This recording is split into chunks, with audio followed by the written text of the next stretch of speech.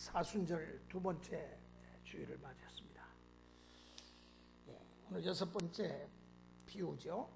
진주 비유를 함께 살펴보면서 하나님이 베풀어 주시는 은혜를 덧입기를 원합니다. 우리 예수님은 진주 비유를 통해 가지고 이 천국의 소중함을 우리에게 말씀해 주십니다.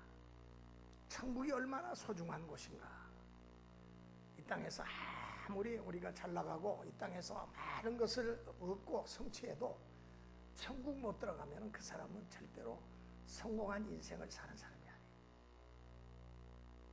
제가 여러 번 말씀드렸죠. 서울의 강남 성모병원에 노예 목사님 장모님이 소천하셔서 제가 급히 갔는데 영안실 옆을 지나가다 보니까 굉장해요. 뭐 엄청난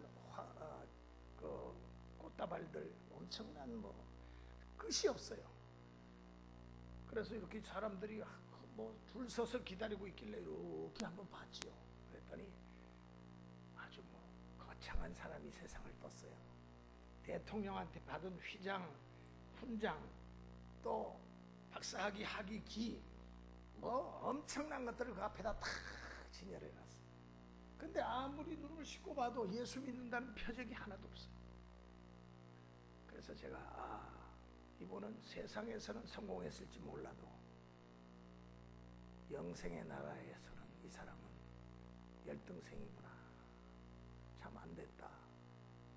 제가 참 안타까운 마음을 금하지 못하고 그 앞을 지나친 경험이 지금도 생생하게 기억이 됩니다.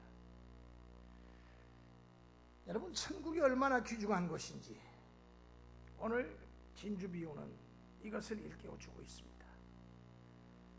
그래서 우리는 오늘 이 말씀을 통해서 우리 모두 천국의 소중함을 다시 한번 깨닫고 천국의 백성답게 우리의 삶 속에서 천국을 발견하고 또 천국을 우리 마음속에 날마다 품고 살아가는 축복된 모습의 삶이 우리 모두에게 나타나 참으로 하나님께 영광을 돌리시고 우리 주변 이웃들에게 천국의 빛을 나타내기 부족함이 없는 우리 모든 식구들 되시길 바랍니다. 영국의 대철학자였고 수학자였던 알프레드 화이트헤드라고 하는 유명한 석학이 있습니다. 그분은 정말 영국 사람 치고 그분을 모르면 간첩이에요. 이분은 우리가 잘 아는 유명한 철학자 버트란트 러셀의 스승입니다. 동시대에 같이 또 책을 여러 권 저술하기도 했습니다. 이 알프레드 화이트헤드는 교육가의 집안에서 자라났습니다. 태어나고 성장했습니다. 물론 대대로 예수를 잘 믿는 신실한 크리스찬 가문이었어요.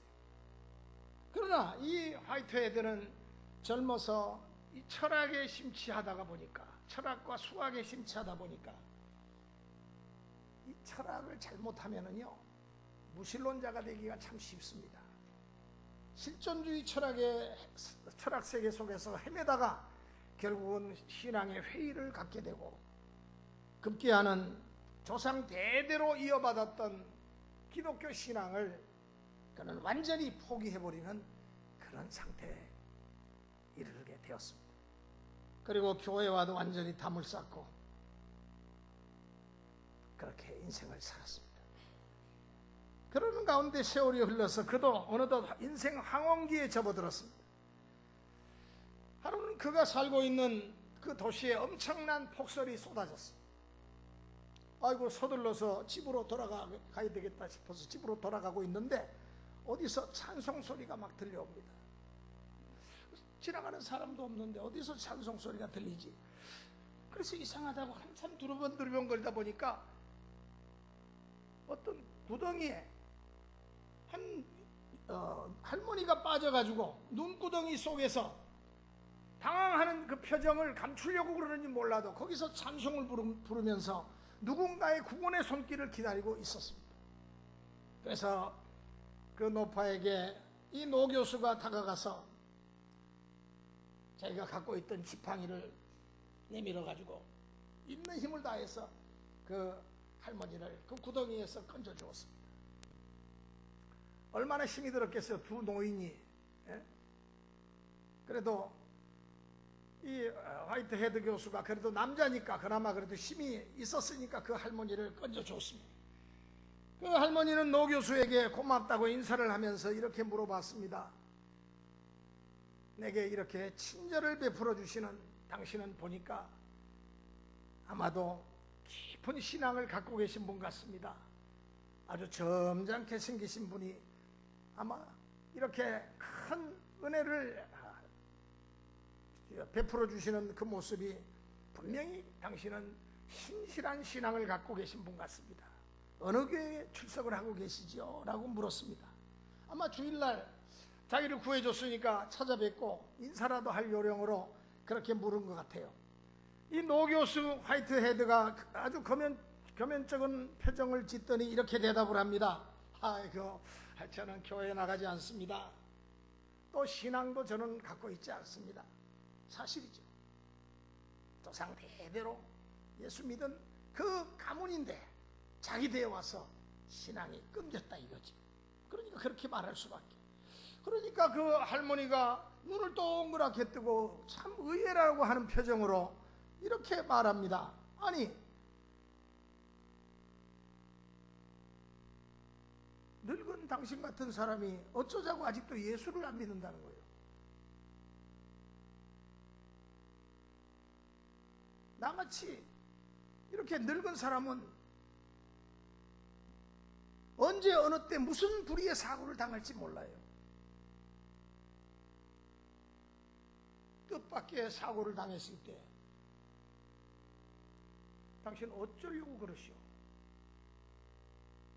나는 그 눈구덩이에 빠져서 나는 하나님을 믿기 때문에 나는 하나님께 기도하고 찬송을 불렀어요.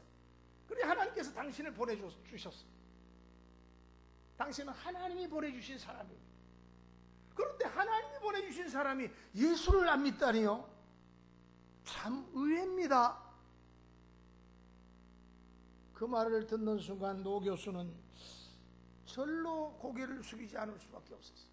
절로 숙연해지지 않을 수가 없었어요. 도대체 무엇이 저 노인으로 하여금 저토록 확신 있는 삶을 살게 만들었을까? 내가 지금까지 탐구하고 영국에서는 제1등 가는 철학자로서 수학자로서 그 누구도 타의 추종을 불허하는 대철학자인데 저 노인이 가지고 있는 진리에 대한 확신에 비한다면 너무나도 보잘것없구나. 내가 과연 철학에 대해서 수학에 대해서 그만한 확신을 가지고 있나? 아무리 생각해도 그는 자신이 서지 않았습니다. 그때부터 알프레드 이 화이트헤드 박사는 자기가 탐구해왔던 학문에 대해서 다시 생각하게 됐어요. 회의가 들은 거예요. 젊어서는 신앙에 대한 회의를 가져가지고 교회를 등지고 신앙을 저버렸는데 이제 노년에 와서 그는 눈 오는 날 구덩이에 빠져있던 그 할머니의 충격적인 말에 의해서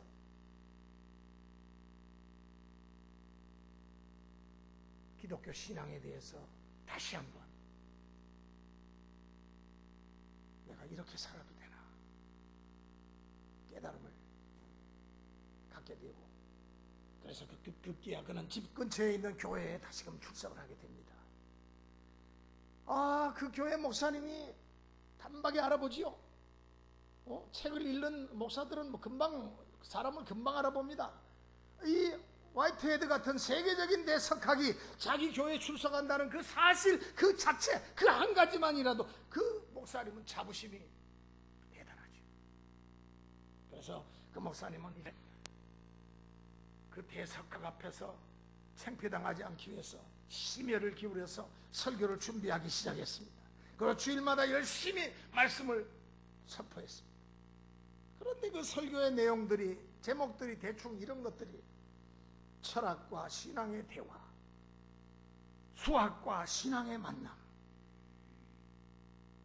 목사님 딴하는 대석학이 우리 교회 출석을 하게 됐으니까 그래도 그분의 무언가 관심이 있는 어떤 설교를 해야 되지 않겠나 하는 생각에서 그렇게 철학적이고 논리적이고 수학적인 그런 설교 주제를 정해가지고 이렇게 설교를 했던 것입니다.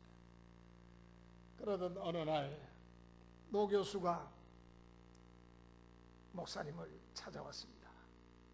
그리고 자기가 어떻게 해서 오랫동안 조상 대대로 믿었던 기독교 신앙을 떠나서 신앙과 담싸고 지냈는 것을 이야기하면서 얼마 전에 눈 오던 날 찬송 소리에 끌려서 눈구덩이 속에 갔더니 웬 노파가 거기서 찬송을 부르고 있었는데 내가 그를 끄집어내 줬더니 하나님이 나를 보내주셨다고 해서 내가 그 노파의 그 신앙에 너무 충격을 받고 그날부터 마음을 바꿔서 내가 이 교회에 나오게 됐다고 그렇게 말을 하면서 정중하게 목사님에게 이렇게 요청을 합니다.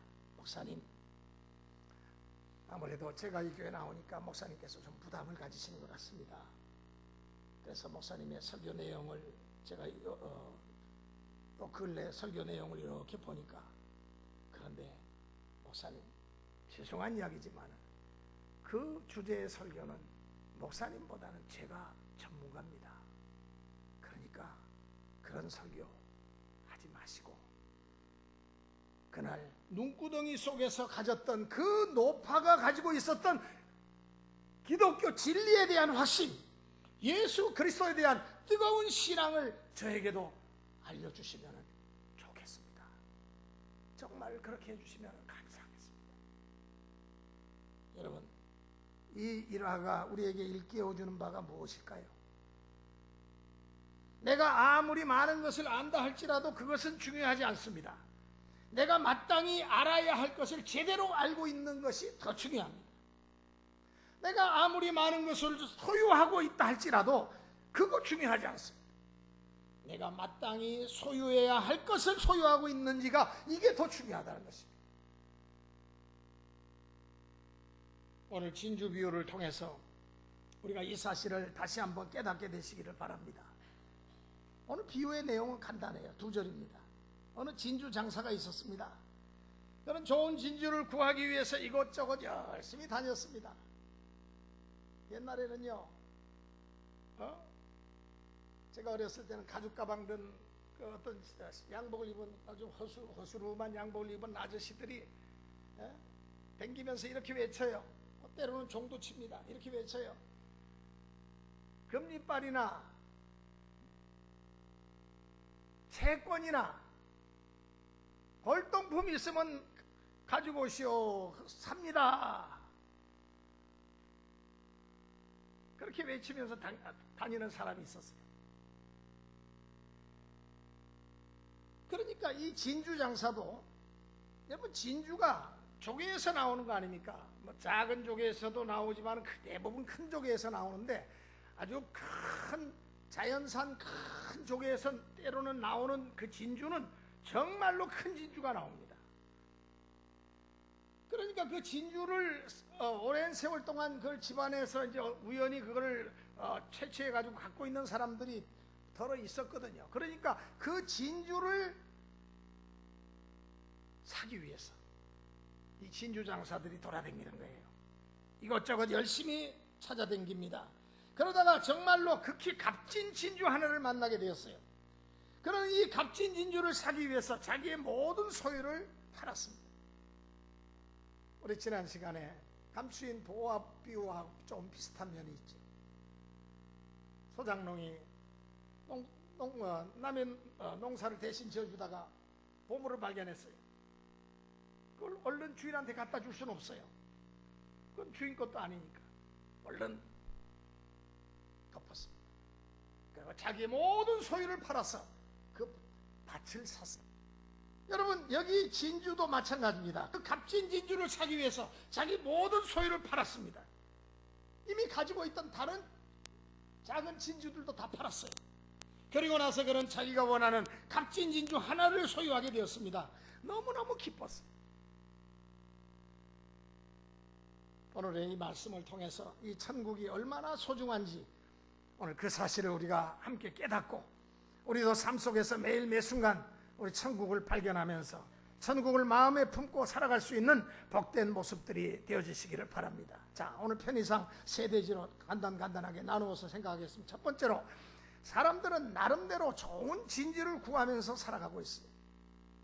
45절 말씀을 다시 한번 봅니다. 45절 다 같이 시작.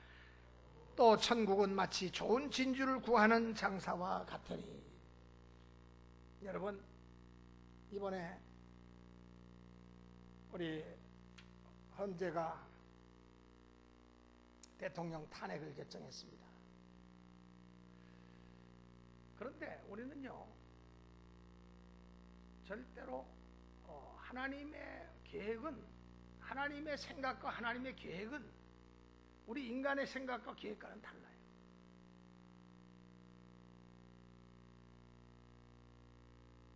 보수하는 사람들이 정치를 잘못하고 하나님의 공의와 정의를 어그러뜨리고 악을 행하는 그런 사람들 때문에 참으로 이 나라가 어렵고 힘든 일을 당했습니다. 그러나 좌익 세력들에게 이 나라를 다시 넘겨줘서는 안 돼요. 이거는 정치 이야기가 아닙니다. 좌익 세력에게 이 나라가 넘어가면은 잘 될 줄 알지만은 잘 안 돼요. 하나님이 싫어하는 사람들이기 때문에. 제가 이번에 기도원에 가서 나라와 민족을 위해서 기도를 참 많이 했습니다. 근데 하나님께서 어떤 마음의 확신을 주시냐면, 내가 하는 일을 한번 봐라. 내가 하는 일을 한번 봐라. 어떻게 하나? 여러분, 하나님이 하시는 일은요, 여러분, 이 땅에는 아직도 기도하는 하나님의 백성들이 많습니다. 더 이상 악한 세력들, 붉은 용의 세력들과 짝짝꿍 해가지고 이 나라를 저들에게 통째로 넘겨주겠다고 하는 이 악한 생각을 하고 있는 세력들과 우리가 마음을 같이 해서는 안 돼요. 하나님은 값진 진주 같은 사람을 예비해 놓고 계십니다. 그래서 제가, 하나님, 그 진주 같은 사람이 누굽니까? 근데 하나님께서 알려주시진 않아요. 그런데 우리말로 말하면 그는 금수저가 아니라 흙수저, 아주 흙수저보다 못한 거름더미에서 들어서 내가 방백들 가운데 세운 사람이다. 누군지 감이 안 잡혀. 그는 나를 사랑하고 나를 위해서 복음의 나팔을 부는 사람이다. 혹시 전가요?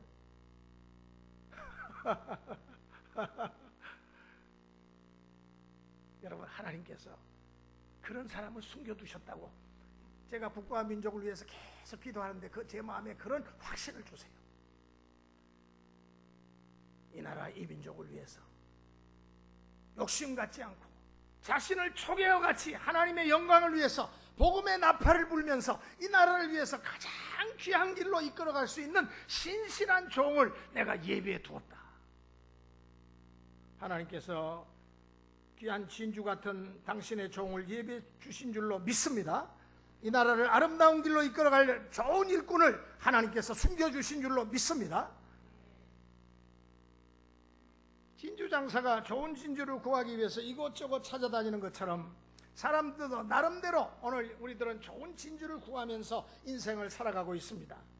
어떤 사람은 권력이라고 하는 진주를 구합니다. 어떤 사람은 또 지식과 명예라고 하는 이 진주를 구합니다. 물질을 추구하며 살아가는 그런 사람들도 있습니다. 또 미와 아름다움을 추구하면서 살아가는 예술가들도 있습니다. 그러나 오늘 본문 말씀을 통해서 우리가 알아야 할 중요한 사실 한 가지가 있습니다. 세상에 이런저런 진주들로서는 우리의 영혼의 궁극적인 만족을 누릴 수가 없다는 것을 여기서 우리는 알아야 됩니다. 오늘 본문에 나타난 진주 장사도 더 좋은 진주를 찾기 위해서 계속 헤매고 다녔어요. 마찬가지입니다. 우리 사람에게는 누구나 더 많은 것, 더 좋은 것, 더 나은 것을 추구하려고 하는 이 갈급한 마음을 가지고 있습니다. 그렇기 때문에 세상적인 진주를 가지고서는 우리의 영혼을 절대로 만족시킬 수가 없어요. 유명한 소설 분노의 포도라고 하는 책을 여러분들이 잘 아실 겁니다. 미국의 노벨 문학상 수상자인 존 스타인백이 그 책을 써가지고 노벨 문학상을 받았죠. 여러분, 그 존 스타인백이 쓴 책 가운데 진주라고 하는 소설이 있습니다. 그렇게 굵지 않은 중편 소설이. 거기 보면 주인공 키노라고 하는 남자와 아내 조안나라고 하는 여자가 어촌에서 고기를 잡으면서 이렇게 참 서로 사랑하면서 살아가는 그런 어부였습니다. 어촌 마을인데 그래도 아주 작은 도시. 그들은 이따금씩 바닷속에 들어가서 진주를 채취하기도 했습니다.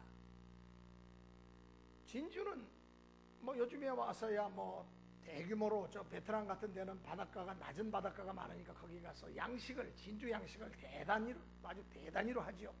그래서 관광객들한테 그 양식 진주를 많이 팔지 않습니까? 그래서 이 부부가 열심히 정말 진주를 바닷속에 들어가서 이따금씩 채취하기도 했습니다. 근데 문제의 발단은 어느 날 남편 키노가 우연히 보기 드문 큰 정말로 영롱한 아름다운 진주를 찾는 데서부터 문제가 시작됩니다. 이 어부 부부가 얼마나 기대가 컸겠습니까? 기대가 부풀었어. 이제는 모든 가난이 끝났구나. 이제 가난 끝, 행복 시작. 얼마나 행복했습니까? 그 갖고 있는 것만으로 행복했어요. 그런데 문제는 오히려 여기서부터 시작됩니다. 그들이 큰 진주를 바다에 들어가서 건져냈다고 하는 소문이 삽시간에 그 작은 어촌 동네에 퍼지기 시작했습니다. 동네 사람들이 아이고 도대체 그 진주가 그렇게 크다는데 어떻게 생겼는지 한번 구경이라도 한번 해보자. 그러면서 이 키노의 집에 찾아왔어요. 정말 오두막집. 어떤 때는 사람이 그 집 근처에 와가지고 기웃기웃거리면서 동네가 난리가 났어요. 얼마나 그 부부에게 신경 쓰였겠습니까? 그러던 어느 날 그들 부부가 병이 들었어요. 그래서 병원에 갔습니다. 스트레스를 받은 거죠. 이전에는 그들의 아이가 벌레에 물려가지고 손이 이렇게 부어가지고 병원에 갔을 때도 병원 의사가 거들떠 보지도 않고 아주 정말 별로 그렇게 퉁명스럽게 대하던 의사가 이제는 완전히 달라졌어요. 지나칠 정도로 과잉 친절, 과잉 서비스를 하는 거예요. 요구하지도 않았는데 몇 번씩이고 이 키노의 오두막집 시골 어촌 오두막집에 찾아옵니다. 왕진까지 친히 왕림해 주십니다. 나중에 알고 보니까 병을 낫게 치료하기 위해서 찾아오는 것이 아니라 오히려 병이 더 오래 가도록 처방을 해주는 겁니다. 악한 사람이죠. 그래서 그들이 가지고 있는 그 진주를 기회를 봐가지고 그 진주를 가져가려고 진주가 탐이 났던 겁니다. 도시의 진주 장사들이 소문을 듣고 키노가 가진 값진 진주를 어떻게든지 후려쳐가지고 헐값에 사기 위해 가지고 온갖 농간을 막 부려댑니다. 그래도 안 되니까 나중에는 폭력배를 동원해 가지고 그들 부부를 막 칼로 협박을 해댑니다. 심지어는 밤중에 강도가 침입해 가지고 진주를 막 찾느라고 막 집안을 막 이잡듯이 막 뒤지는, 이거야말로 나중에는 그 강도와 이 키노가 격투까지 벌리는 그런 사태까지 이르게 됩니다. 죽을 노릇입니다. 진주가 그들의 삶에 행복을 준 것이 아니라 오히려 진주 때문에 그들은 날마다 불안과 공포 속에 떨어야 했습니다. 결국 그들은 값진 진주를 아내와 함께 의논한 끝에 키노는 깊은 바다 속에 다시금 던져버립니다. 진주가 행복을 주는 것이 아니고 오히려 이 진주가 불행의 씨앗이 되었다는 사실을 그들이 알았기 때문에 망설임 없이 깊은 바다에 던져버립니다. 이것이 존 스타인백의 중편소설 진주의 줄거리입니다. 그런데 이 잔 스타인백은요, 이 진주에 대한 어떤 뭐 영감이 그렇게 많이 떠올랐는지 몰라도 또 다른 진주에 대한 글이 또 있더라고요. 제목은 흠 있는 진주. 같은 잔 스타인백의 소설입니다. 이 내용을 보면 어느 진주 수집가가 있었는데, 이 진주 수집가는 돈이 많은 부자입니다. 뭐 경기한 골동품을 장사를 해가지고 아주 돈을 많이 벌었어요. 그래서 이 진주에 이제 꽂혔습니다. 그래가지고 이 세상에서 가장 멋진 진주를 소유하는 것이 이 사람의 꿈이에요. 소원이에요. 그런 좋은 진주가 있다는 소문만 들리면은 뭐 거리가 어디든 상관 안 하고 막 달려가요.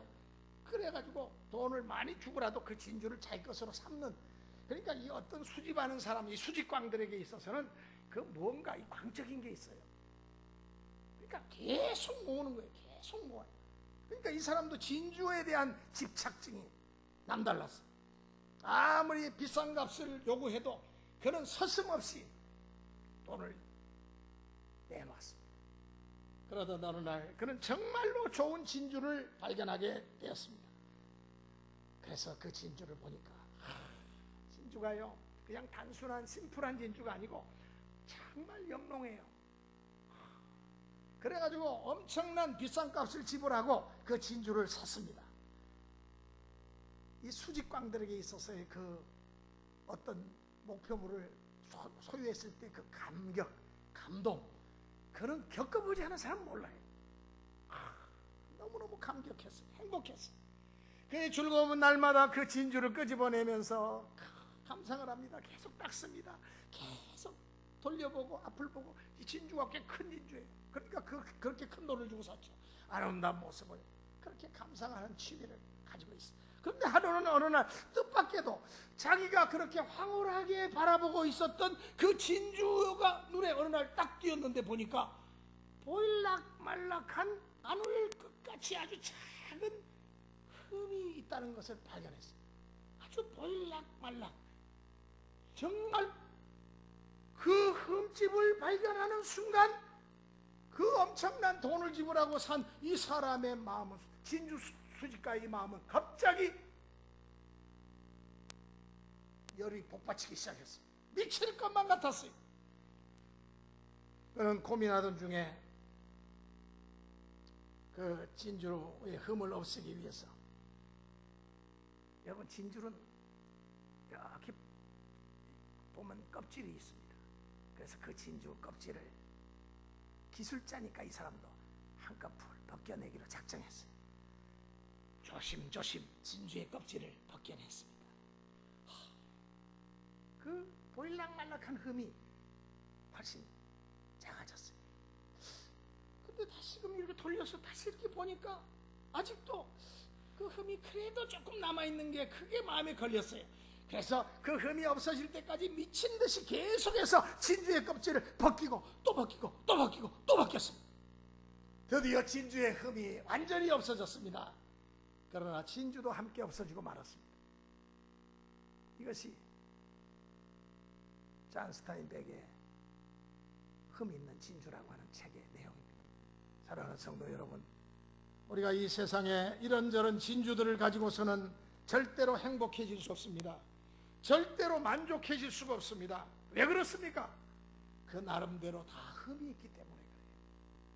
두 번째로, 오늘 우리가 추구해야 할 극히 값진 진주는 바로 천국입니다. 우리가 천국만 소유하게 되면 다른 거 필요 없어요. 왜 그렇습니까?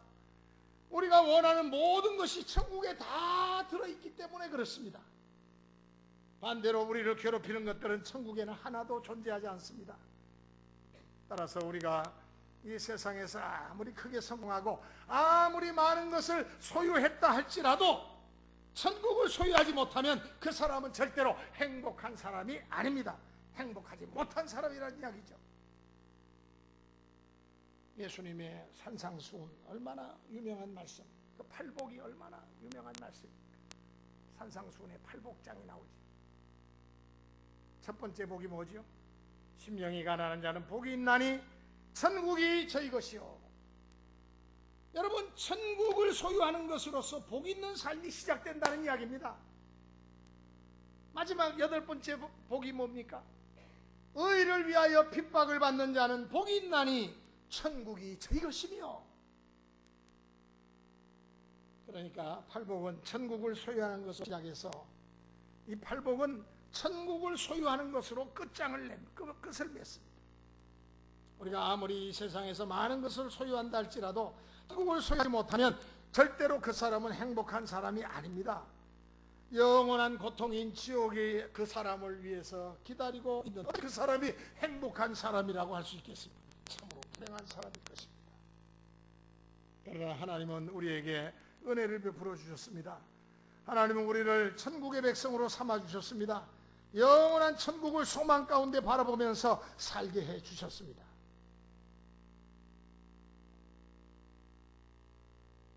프랑스 최고의 단편소설 작가인 모파상이라고 하는 사람이 있죠. 이 모파상의 목걸이라고 하는 그 글에 나오는 이야기입니다. 주인공 마틸드라고 하는 여성은 아주 아름다운 여성입니다. 매력적이고 정말로 늘씬하고 여성으로서 정말로 나무랄 수가 없는 정말로 아름다움을 다 가지고 있는 여성이었습니다. 그래서 그는 처녀 때 늘 호화로운 삶을 꿈꾸며 살았습니다. 그런데 현실은 꿈과 너무나도 달랐어요. 그는 결국은 그 당시 프랑스 문부성에 아주 말단 관리하고 눈이 맞아서 연애를 해서 결혼을 합니다. 말단 관리하고 만나서 살게 되니까 가난할 수밖에 없죠. 그는 늘 채워지지 않는 욕구 때문에 삶이 불만이었습니다. 그러던 어느 날 이 마틸드의 남편, 이 문부성, 이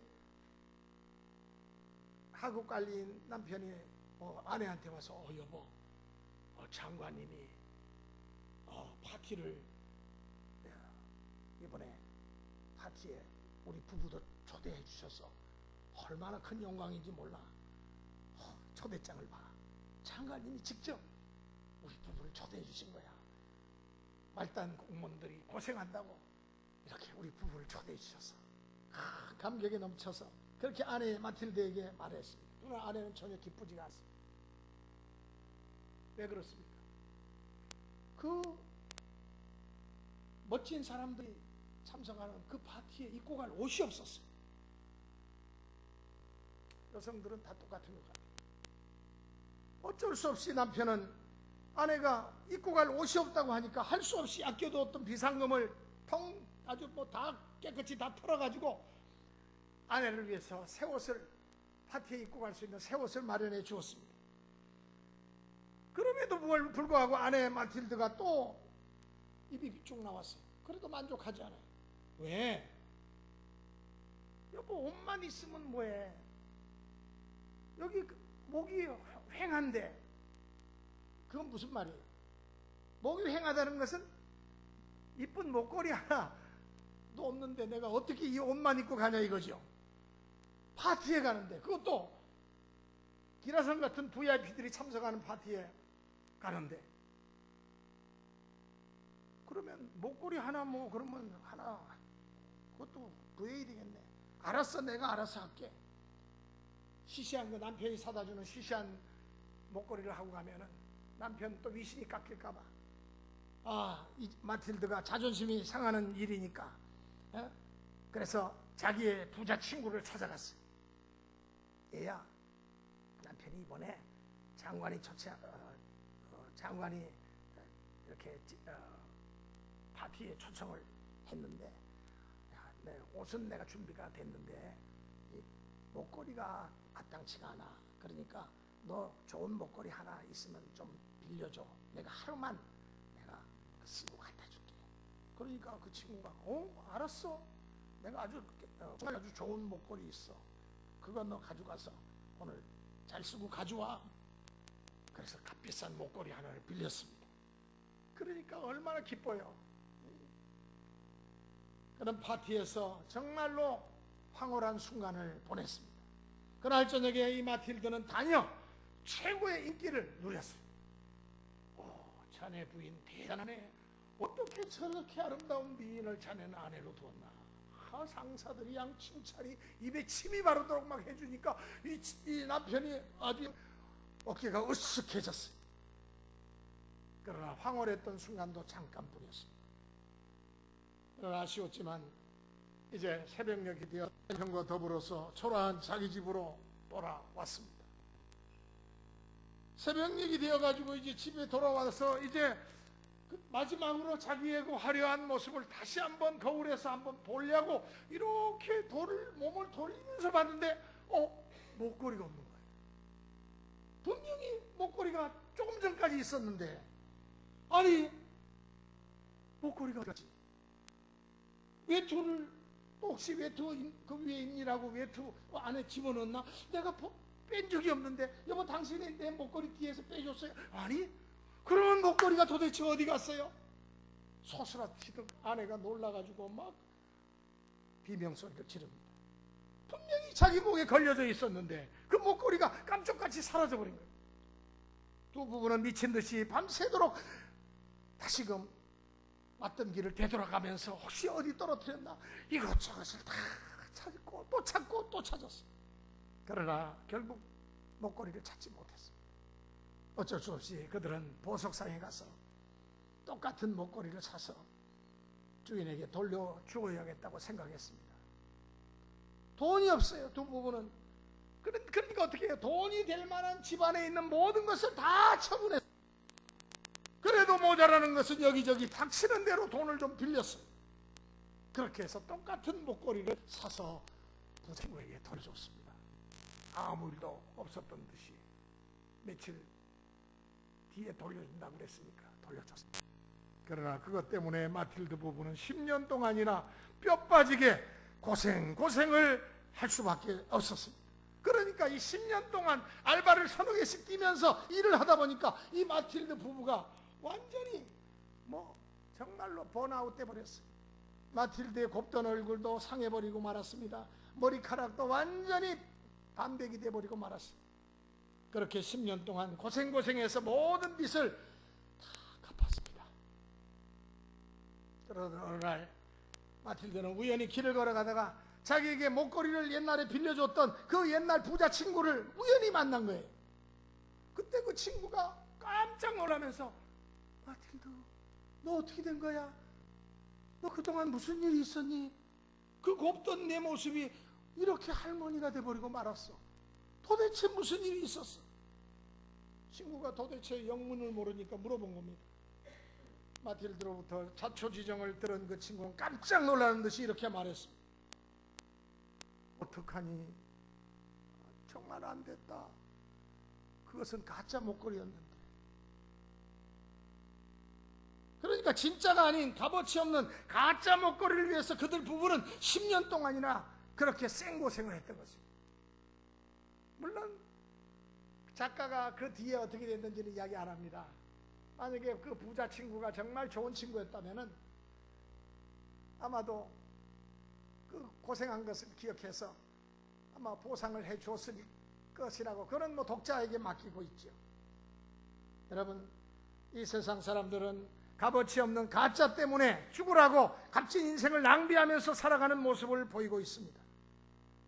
그러나 하나님은 우리를 사랑하시고 우리에게 은혜를 베풀어 주셔서 잠시 잠깐뿐인 이 세상이 아니라 영원한 하나님의 나라, 소망의 나라를 바라보면서 천국을 우리 마음에 품고 살아갈 수 있도록 하셨습니다.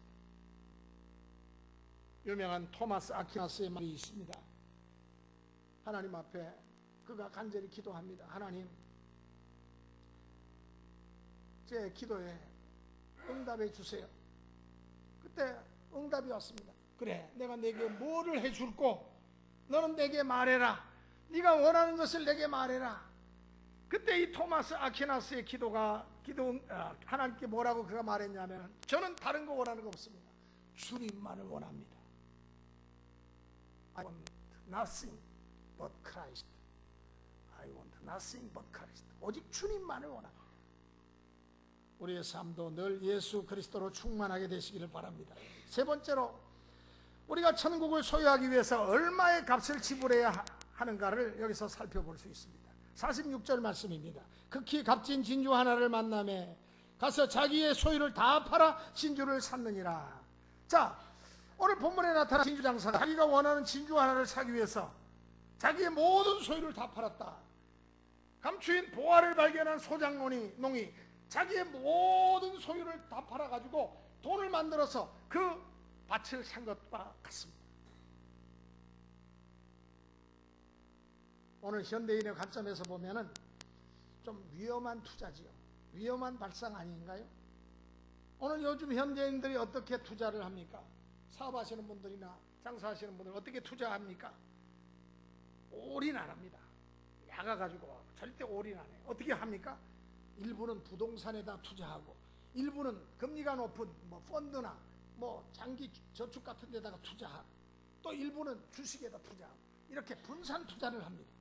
그래야지 안전하다는 거예요.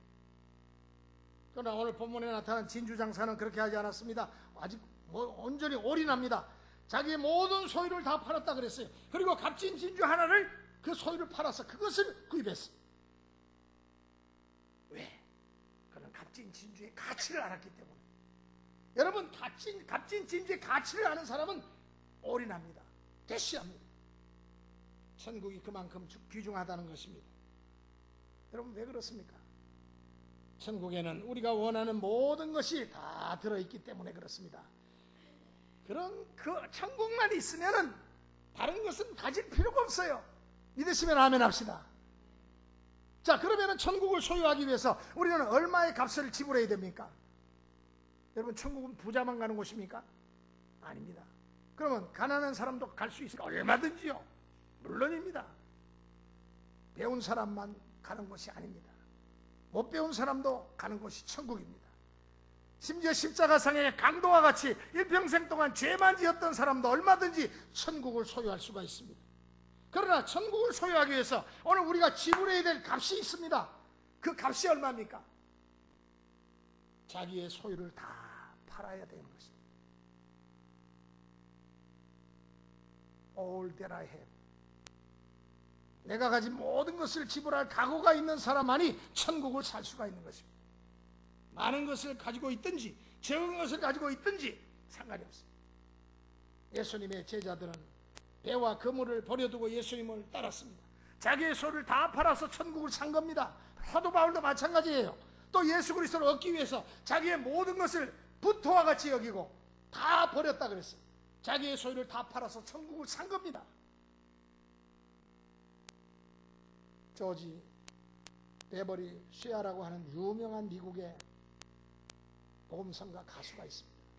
그는 그 당시에 CBS에서 1500대 1에 오디션을 뚫고 1등 먹은 사람인데, 그렇게 해서 그는 이제 연예계에 딱 들어가기 일보 직전에 어머니가, 신실한 어머니가, 제가 연예계에 들어가서 제가 잘못된 길로 빠지면 어떡하나. 그래서 자기가 평상시에 애송하고 있던 어떤 그 부인이 쓴 그 성시를 그 아들한테 이렇게 건네주었습니다. 건네주면서, 아들아, 이거 마음에 품고, 이 성시를 네가 마음속에 품고 기도하면서 앞으로 무슨 일이든지 해나가라. 내가 널 위해서 기도하고 있다는 거 알지? 그래서 아들이 그 성시, 어머니가 준 그 성시를 가지고, 어떤 아주 유명한 부인이 쓴 성시인데, 시인이 쓴 건데, 그래서 그거를 가지고 피아노 의자에 앉았습니다. 그리고 떠오르는 영감에 따라서 그 시에다가 곡을 붙이기 시작했습니다. 주 예수보다도 귀한 분은 없네. 이 세상 부귀와 바꿀 수 없네. 영죽을 내 대신 돌아가신 그 놀라운 사랑 잊지 못해. 세상 즐거움 다 버리고 세상 자랑 다 버렸네. 주 예수보다도 귀한 것은 없네. 예수밖에는 없네. 이 곡은 우리가 아까 부른 찬송가 94장, 바로 그 찬송이 탄생되는 순간이었습니다. 다음날 시카고 방송국에서 전화가 왔어요. 이제 당신 출근하라는 거예요. 근데 그 쉐아가 자기의 결심을 그때 이렇게 밝혔습니다. 죄송합니다. 정말 죄송합니다. 저는 이제부터 하나님이 내게 주신 음악적인 재능을 오직 하나님의 영광, 솔리 데오 글로리아, 하나님의 영광만을 위해서 사용하기로 굳게 결심했습니다. 하나님과 약속했습니다. 그러니 1등한 그 자리를 2등에게 양보해 주시든지 저는 주를 위해서 이 시간부로 저는 일하도록 하겠습니다. 부귀와 명예가 보장된 그 가수의 길을 그는 주의 영광을 위해서 기꺼이 포기했습니다. 그리고 그때부터 그는 빌리그레암 전도단의 한 일원이 되어가지고 세계를 다니는 곳마다 복음을 찬양했습니다. 저도 참 이분의 찬양을 제가 목사 안수를 받는 날 1997년 6월달 제가 미국 장로교 PCA에서 안수를 받았는데 제 아내와 제 딸이 그때 4살인가 한 5살인가 했는데 그때 안수를 받는 날에 안수식을 다 마치고 그리고 이제 연회를 베풀어줘요. 그날 안수받고 그날 이제 총회에 참석한 모든 목사님 또 사모님들을 위해서 연회를 베풀어주는데 그때 누가 딱 등장하냐면 그때 한 58세 7세 정도 돼 보이는 한 분이 나타나더니 이 찬송을 부르더라고요. 나중에 알고 보니까 그 유명한 조지 베버리 쉐아가 나타나가지고 주 예수보다 더 귀한 분은 없네. 이 찬송을 한 3, 4절을 다 부르고 나니까 거기 있던 목사님, 사모님들, 안수받은 양반들이 모조리 다 일어나가지고 기립박수. 너무 감동적이었어요.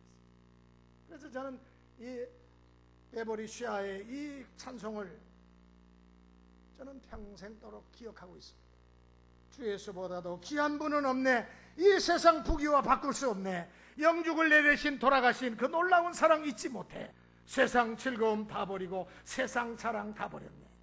그러니까 박수갈채가 끊임없이 이어지니까 그때 쉐아가 이렇게 말을 합니다.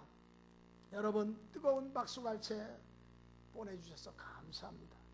그러나 저는 여러분의 뜨거운 박수갈채와도 우리 주님 예수 그리스도와는 바꿀 수가 없습니다. 그러니까 목사님들이 더 감격해가지고 박수를 막 할렐루야 아멘 하면서 이 미국 목사님들도요 뜨거움이 막 그냥 감동이 되니까 그냥 할렐루야 아멘 하면서 막 박수갈채를 한 5분 동안을 계속 버리는 거예요. 사랑하는 성도 여러분, 주 예수보다 귀한 것이 무엇이 있겠습니까? 이 세상 행복과 바꿀 수 없는 참 진주가 되시는 분이 바로 우리 주 예수 그리스도십니다. 예수님이 나를 사기 위해서 어떻게 하셨습니까? 십자가에 몸버려 피 흘려 문자 그대로 자기의 모든 소유를 다 우리를 위해서 우리를 사셨습니다. 이제는 그 사랑과 결단이 우리에게 있어야 될 줄 믿습니다. 오늘도 예수님은 우리에게 이 결단을 오늘 이 자리에서 요청하고 계십니다. 주님에 대한 뜨거운 사랑과 결단이 우리 모두에게 있게 되어지시기를 바랍니다. 기도하시겠습니다. 하나님 아버지 은혜를 감사합니다. 천국은 마치 좋은 진주를 구하는 장사와 같다고 말씀하셨습니다.